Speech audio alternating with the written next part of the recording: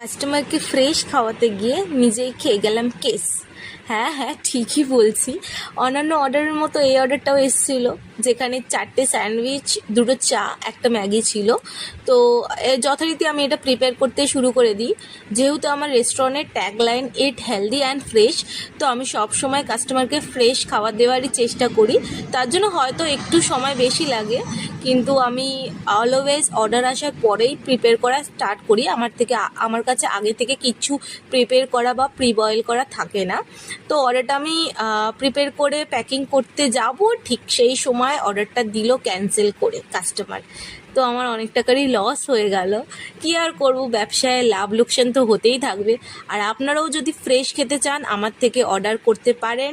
Craving box আমার রেস্টুরেন্টের নাম, লোকেশন বাগুইহাটি লিখে সার্চ করলে জোম্যাটো, সুইগি, ম্যাজিক পিন তিনটেতেই আমাকে অ্যাভেলেবেল পেয়ে যাবেন।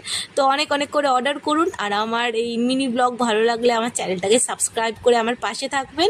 দেখা হচ্ছে আপনাদের সাথে নতুন একটা মিনি ব্লগে। ততক্ষণের জন্য টাটা, সবাই ভালো থাকবেন।